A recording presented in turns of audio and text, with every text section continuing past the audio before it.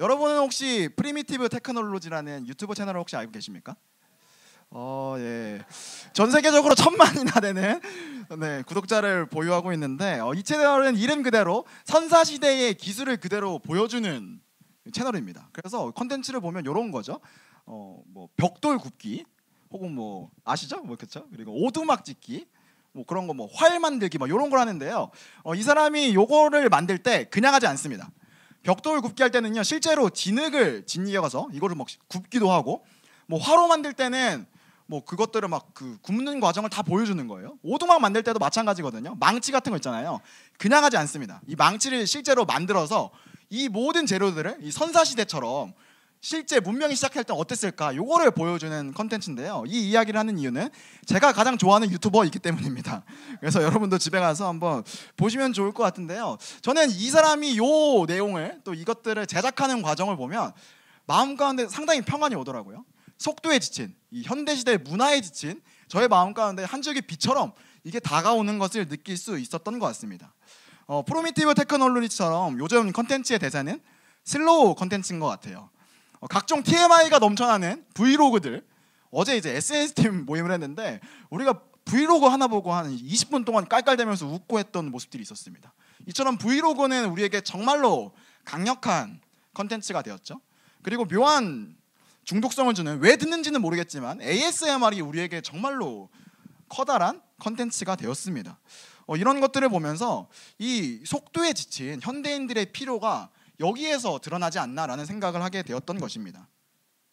실제로 지난주에 있었던 기초양육 수양회는 저에게 상당히 큰 도전과 힐링이 되었습니다. 그 이유는 이런 거죠. 오산 성운동산이 비록 밥은 맛은 없고 또 비록 숙박시설 너무 좋지 않지만 거기서 1박 2일의 시간 동안 말씀을 듣고 또 기도하면서 또 하나님께 젖어가는 느낌이 저에게 상당히 강하게 왔습니다. 그리고 바쁜 일상 가운데서 잠시 멈춰서서 저의 인생을 정리하는 시간이었기 때문에 저는 그 시간이 너무나도 도전이었고 힐링이 되는 시간이었던 것 같습니다. 빠르게 지나가는 현대시대를 살아가면서 우리에게 필요한 것은 제가 느꼈던 것처럼 조금은 느릴지라도 이 정리되는 시간이 우리에게 정말로 필요한 것 같습니다. 우리는 너무나 빠르게 달리고 있어서 또 성공이라는 이름의 이 성과주의의 흐름 때문에 정말 중요한 것을 놓치고 있는 것 같습니다. 경주마가 앞만 보고 달리기 위해서 차 한 대를 착용하는 거 아시죠? 그것처럼 우리는요 앞만 보고 달려가는 것이 우리의 모습인 것 같기도 합니다. 우리는 눈이 가리워져서 정말 중요한 것을 잊어버리고 살아가는 것이 우리의 모습인 것 같습니다. 오늘 본문을 보니까 눈이 가리워진 제자들이 똑같이 등장합니다. 물론 이 제자들은 현대시대의 속도와 어떤 성과주의 때문에 눈이 가리워진 것은 아니었지만 이 제자들이 처한 상황은 눈이 가리워져서 정말로 중요한 것을 잃어버리고 살아가고 있다는 거죠. 이러한 제자들을 예수님께서는 다뤄가시는데요. 오늘 본문을 통해서 그 다뤄가시는 모습들을 한번 살펴보도록 하겠습니다. 먼저 제자들의 상황을 살펴보도록 하겠습니다. 우리 13절부터 14절까지의 말씀 함께 이게 아닌데 13절부터 14절까지의 말씀 함께 읽어보도록 하겠습니다. 시작.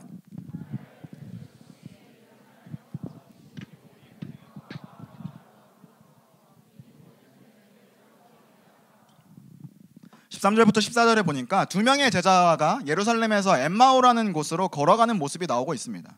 그런데 이들이 이야기하고 있던 내용이 있다라는 거죠. 그 내용은 바로 이런 겁니다. 우리가 오늘 살펴본 본문 바로 앞 단락에는 예수님께서 살아나신 모습이 나옵니다. 근데 예수님께서 살아나셨는데 이 본문에서 묘사하는 것은 무덤이 비어있는 상황을 이제 제자들이 발견하게 된 거죠. 제자들은 이 무덤이 비어있는 상황을 봤다면 제자들은 예수님이 부활하셨을 거야 라고 생각해야 됩니다. 이게 우리가 갖고 있는 상식인 거죠.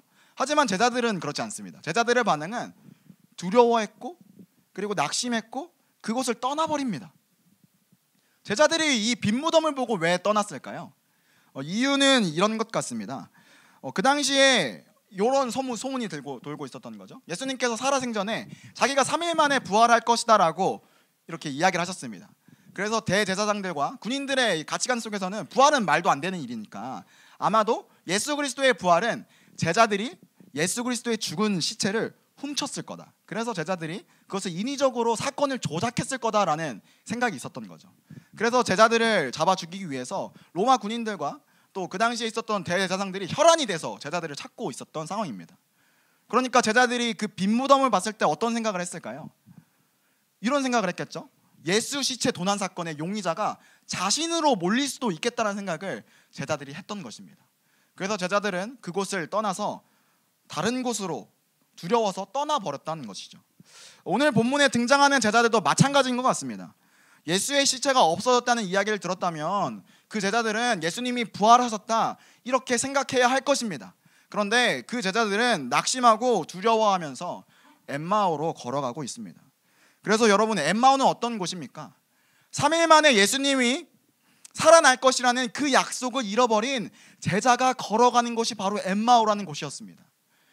예수님의 약속은 이러합니다. 우리 마태복음 26장 32절 말씀 함께 읽어보도록 하겠습니다. 읽겠습니다. 시작. 예수님의 약속은 무엇입니까? 본인이 살아난 이후에 갈릴리로 갈 거다라고 이야기하십니다. 참된 제자라면 엠마오가 아니라 갈릴리로 가야 하는 것이죠. 갈릴리로 가서 예수님을 만나는 게 참된 제자의 길인 것 같습니다. 하지만 이 두 제자들은 갈릴리로 가지 않고 갈릴리 반대 방향에 있는 엠마오로 걸어가고 있습니다. 여러분, 그래서 엠마오는 어떤 곳입니까? 실패의 자리이고요, 낙심의 자리이고, 디 엔드, 끝났다, 모든 것이 끊어졌다, 꿈과 소망이 없어졌다. 이곳이 바로 엠마오라는 곳이 갖고 있는 특징이라는 것입니다. 혹시 여러분은 지금 어느 길을 가고 계십니까? 제자들이 걸어갔던 길이 우리의 인생이라고 비유한다면 여러분은 지금 어느 곳을 향해 걸어가고 계십니까? 갈릴리이십니까? 아니면 엠마오이십니까? 지난주 여러분이 적어준 GBS 이후에 적어준 기도 제목 카드를 읽으면서 저는 두 가지 마음이 들었습니다. 한 가지는 여러분이 마주하는 삶의 무게가 만만치 않다는 거예요. 여러분이 적어준 제목들을 보면서 많은 기도 제목들 가운데에 참 삶의 무게가 어렵겠구나라는 생각을 하게 되었습니다. 우리 모두는 이러한 강박관념이 있는 것 같아요. 잘해야 된다. 우리가 살아가고 있는 이 모든 과정이 자라가고 있는 과정인데 우리는 어쩌면 잘해야 된다, 성과를 보여야 된다, 성공은 성과다, 이것에 빠져서 너무나도 우리의 삶을 힘들게 살아가고 있는 것이 우리의 모습인 것 같았습니다. 그러면서 그 기도 제목들을 보면서 또 한 가지 들었던 마음은 저의 삶이 보이기 시작했습니다. 이 자리에서 설교하는 저와 여러분의 삶이 너무나도 빠르게 지나가고 있다는 거죠. 너무나 빠르게 지나가다 보니까 우리가 어쩌면 정말로 중요한 것을 바라보지 못하고 예수님의 약속에 있는 그 갈릴리로 가야 되는데 어쩌면 우리는 실패의 그 엠마오로 뚜벅뚜벅 걸어가고 있는 것 같습니다. 그런데 오늘 본문은 이러한 제자들에게, 엠마오로 걸어가고 있는 제자들에게 예수님께서 찾아오십니다. 우리 15절부터 16절까지의 말씀 함께 읽어보도록 하겠습니다. 시작.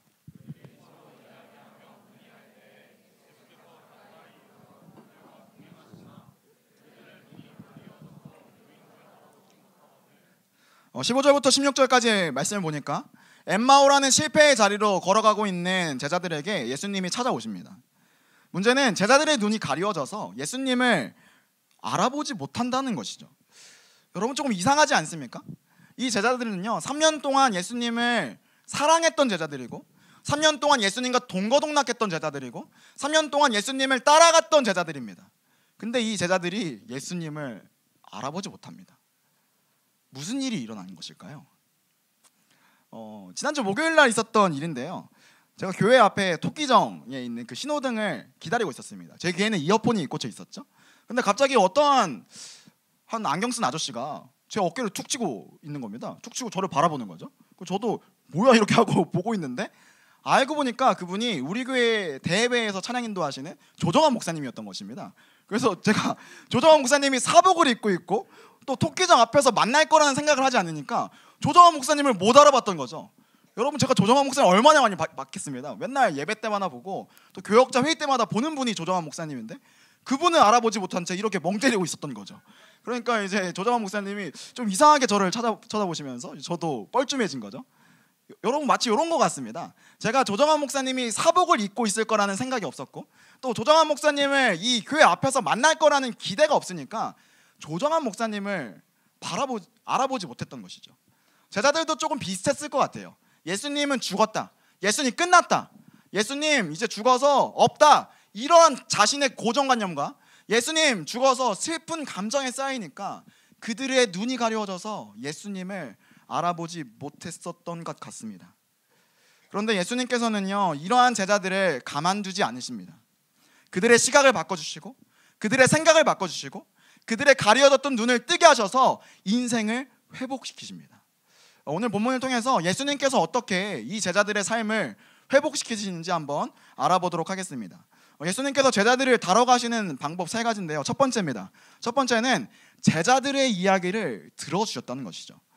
예수님께서는 먼저 제자들을 다뤄가실 때 그들의 이야기를 들어주십니다. 우리 17절 말씀 함께 읽어보도록 하겠습니다.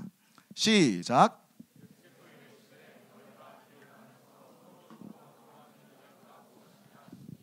두 사람이 슬픈 빛을 띠고, 이 제자들에게 이제 예수님께서 찾아오셔서 이제 너희가 무슨 이야기를 하니 관심을 가져주십니다. 그러면서 바로 나오는 19절 말씀 함께 읽겠습니다. 시작.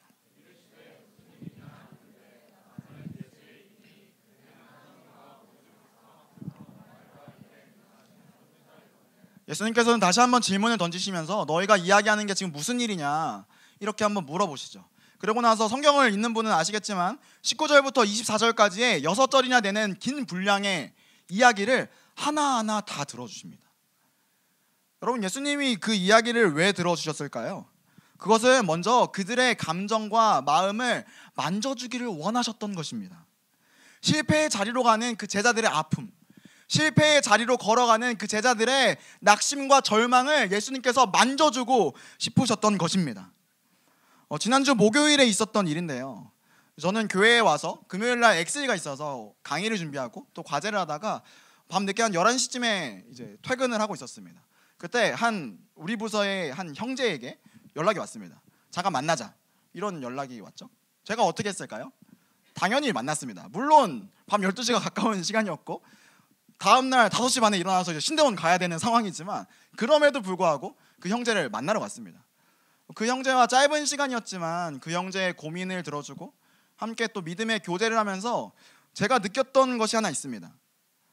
사람의 마음을 들어줄 때 예수님의 마음을 알 수 있게 되었다는 거죠. 비록 사람인 제가 그 형제의 마음을 들어주고 그 형제의 고민을 들어주지만 그 형제가 자신의 고민을 이야기하고 믿음의 교제를 하는 것 가운데에 예수님께서 한 부분 한 부분 만져주시는 것을 느낄 수 있었다라는 것입니다. 여러분, 그래서 예수님의 방법은 무엇입니까? 먼저 제자들을 만나서 그들의 말을 들어주셨다는 거예요. 너희가 알아보지 못하는 예수가 바로 나다. 손에 있는 못자국 봐라. 이렇게 말하면 되게 쉬운 거 아닙니까? 바로 내가 예수다 이렇게 이야기하면 쉬운 겁니다. 근데 예수님은요, 그러한 쉬운 방법을 하지 않으십니다. 예수님께서 먼저 그 제자들의 마음을 들어주시고 그 제자들의 고민을 들어주시고 그 제자들의 삶의 문제에 겪고 있는 그 모든 실존적인 것들을 들어주고 계셨다라는 것입니다. 그래서 첫 번째로 예수님께서 제자들을 다뤄가시는 방식은 그 제자들의 마음을, 이야기를 들어주셨다는 것입니다. 두 번째로 제자들을 다뤄가시는 방식이 무엇이냐 한번 읽어보도록 하겠습니다. 시작. 제자들에게 약속을 이야기하신 것이 예수님의 방법이었습니다. 우리 25절부터 27절까지의 말씀을 한 목소리로 읽겠습니다. 시작.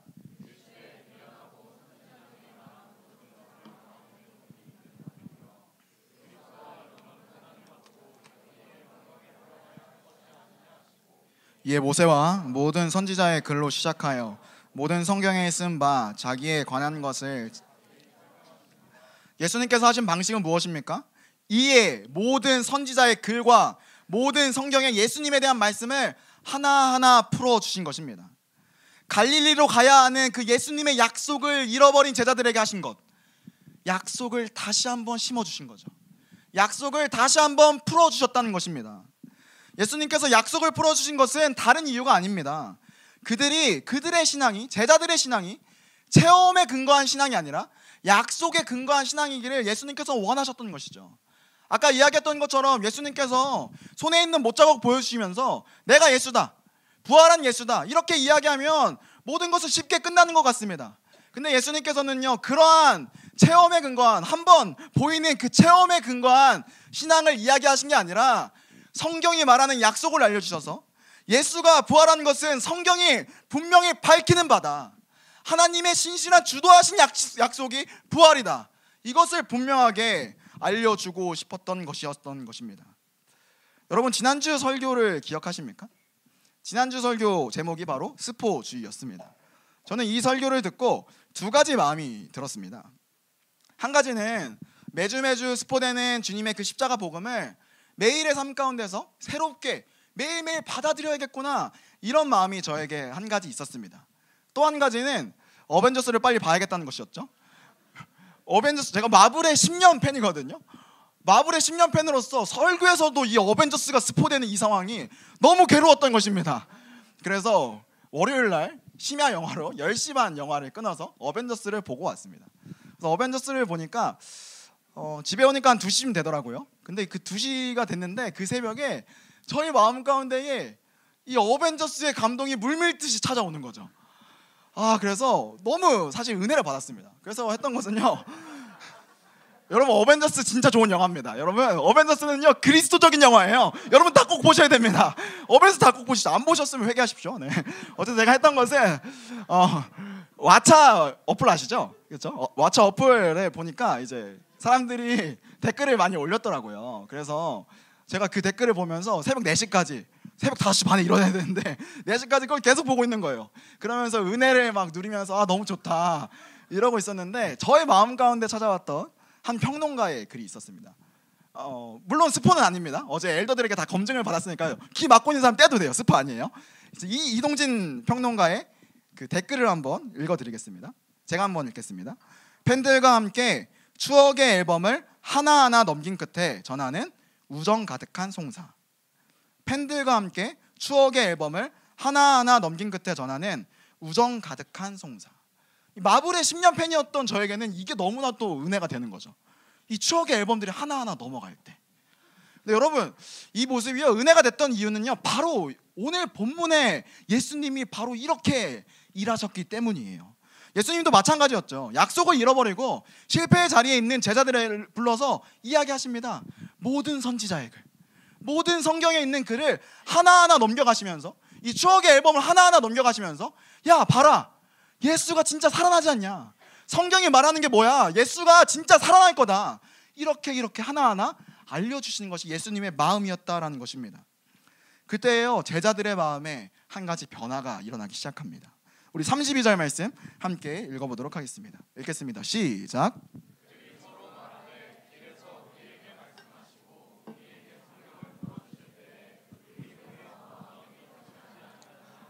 제자들의 마음이 어떻게 변합니까? 마음이 뜨겁기 시작합니다. 마음의 변화가 시작된 것이죠. 자, 예수님의 이 뜨거워진 제자들을 어떻게 달아가시냐, 마지막입니다. 예수님께서 제자들을 달아가시는 마지막은요 이렇습니다. 한번 다 함께 읽어보도록 하겠습니다. 시작. 제자들과 함께.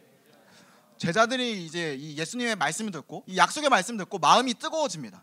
그런데 문제는 아직 제자들이 예수님을 알아보지 못한다는 것이죠. 예수님은 이러한 제자들을 어떻게 다뤄가실까요? 29절부터 30절까지의 말씀을 함께 읽어보도록 하겠습니다. 시작.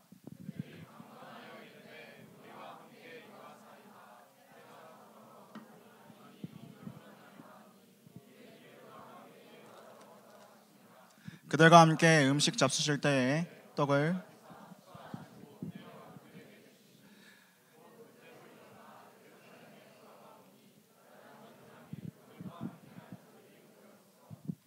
마지막으로 예수님께서 그 제자들에게 하신 것이 무엇입니까? 함께 들어가서 떡을 떼고 식사를 하셨습니다. 우리 30절을 다시 한번 띄워주시죠. 30절 보면 이런 말씀이 있습니다. 그들과 함께 음식 잡수실 때에 떡을 가지사 축사하시고 떼어 그들에게 주시니. 여러분, 이 장면이 조금, 성경을 좀 잘 아시는 분은 이 장면이 좀 오버랩되는 장면이 있을 것입니다. 떡을 떼서 축사하실 때 어떤 장면이 좀 생각나나요? 두 가지 장면이 생각날 것 같은데요. 하나는 오병이어죠. 오병이어 때 예수님께서 떡을 가셔서 축사하시고 제자들에게 나눠주셔서 이제 사람들을 먹이십니다. 또 한 가지 장면이 있죠. 3일 전에 있었던 이유인데요, 최후의 만찬인 거죠. 최후의 만찬 때 예수님께서 똑같이 떡을 떼시고 잔을 나누시고 축사하셔서 제자들을 먹이십니다. 제자들이 이 장면을 봤을 때 그들의 마음 가운데 뭐가 일어났을까요? 아, 이 떡을 주시는 분이 예수님이구나. 우리를 위해서 매번 식사 때마다 기도해 주시고 떡을 떼주시는 그 예수님의 따뜻한 손길을 제자들이 그때야 비로소 알게 되었다라는 것입니다. 예수님이 제자들을 회복시키시는 방법은 무엇입니까? 바로 함께 하심입니다.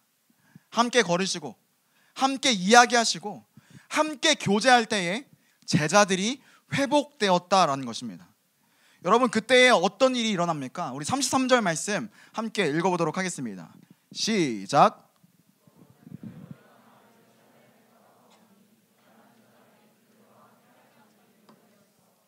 예수님께서 함께 하시고 그들을 회복시키자 일어난 반응이 바로 이겁니다. 엠마오로 가고 있던 그 실패의 발걸음이 이제는 예루살렘으로 가게 되는 거죠. 예루살렘에 가면 죽을 수도 있습니다. 예루살렘에 가면 자기의 목숨이 끊어질 수도 있는 그 상황 가운데 갈 수도 있습니다. 그런데 제자들은요, 그들의 삶이 더 엔드, 디 엔드, 끝이라고 생각됐던 그 엠마오의 자리에서 이제는 삶을 돌이킵니다. 이제는 엔드, AND, 그리고의 삶으로, 예루살렘의 삶으로 그곳으로 걸어가게 되었다라는 것이죠. 여러분, 예수님과 함께 걸어가는 삶은 바로 이러한 삶입니다. 끝이라고 생각되는 그 순간, 삶의 나락이라고 생각되는 그 순간, 디 엔드라고 생각되는 그 순간, 그 순간에서 예수님이 함께 하신다면, 예수님이 함께 하심을 발견하게 된다면 우리는 그리고를, 새로운 시작을 다시 한번 살아갈 수 있다는 것입니다. 저는 이번 말씀을 묵상하면서 저의 마음 가운데 강력하게 다가왔던 한 부분이 있습니다. 바로 오늘 본문의 주인공들인데요, 오늘 주인공은 어떤 사람들입니까? 우리 18절 말씀 함께 읽어보도록 하겠습니다. 함께 읽어보도록 하겠습니다. 시작. 그 한 사람인 글로바라 하는 자가 대답하여 이르되,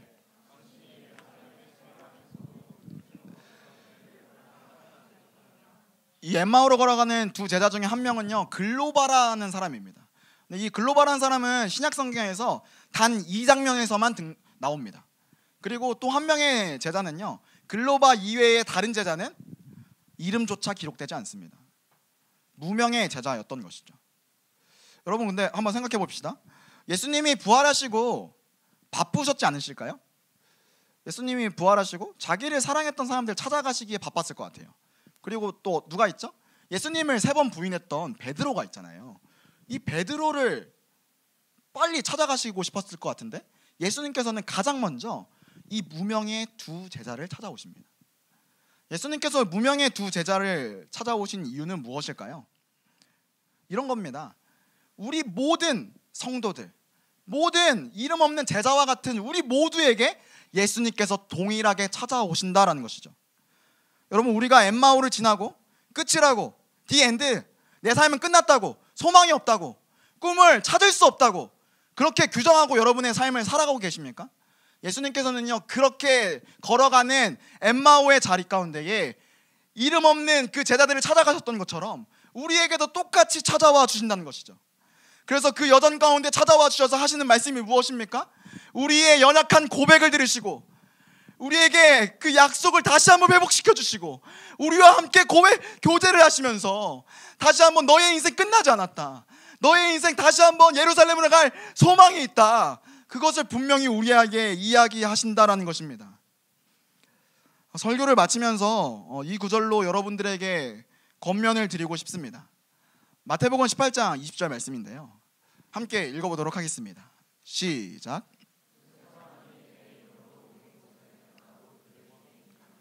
두세 사람이 예수님의 이름으로 모인 곳에는, 그곳에는 예수님이 함께 하십니다. 오늘 워킹홀리데이를 하는 이유가 바로 이건 것 같습니다. 워킹홀리데이가 우리에게 주는 메시지는 이것입니다. 우리는 오늘 예배 후에 실제로 탄천을 걸을 것입니다. 근데 이 걸어가는 것이 그냥 우리가 좋은 날씨 즐기려고 걷는 것만은 아닙니다. 이 걸어가는 길은 어쩌면 우리 인생에 있는 엠마오의 길인지도 모르겠습니다. 그런데 우리가 걸어가는 이 길은 나 홀로 끝났다, 소망 없다, 나의 꿈이 사라졌다, 이렇게 규정되는 길이 아닙니다. 우리가 걸어가는 이 길 끝에 예수님이 함께 하십니다. 우리가 걸어가는 이 엠마오에 예수님께서 함께 하십니다. 예수님과 손잡고 이 길을 함께 걸어가는 길이 바로 우리가 걸어가는 길인 것입니다. 그래서 오늘 봄소풍을 지내면서 여러분 예수님의 방법으로 이 길을 걸어가셨으면 좋겠습니다. 여러분 GBS에 있는 소그룹에 있는 지체들과 함께 이야기하십시오. 상대방의 이야기를 들어주시고 함께 믿음의 고백을 나누십시오. 그리고 함께 간식을 먹으면서 교제하십시오. 여러분의 예수님의 이름으로 모여서 함께 나누는 그 교제 가운데에 예수님께서 함께 하실 것입니다. 여러분 예수님께서는요 여러분의 그 엠마오의 길 가운데에 함께 하실 것입니다. 예루살렘으로 걸어가는 그 길로 소망을 내어주실 것입니다. 오늘 워킹홀리데이가 이러한 은혜 가운데 젖어들어서 우리의 눈을 가린 것들이 다 사라지고 다시 소망을 회복하는 저와 여러분이 되었으면 좋겠습니다. 엠마오에 있을지라도 예수님과 함께하는 저와 여러분이 되었으면 좋겠습니다. 그런 은혜가 오늘 워킹홀리데이 가운데 또한 우리의 삶 가운데 있기를 주님의 이름으로 축복합니다.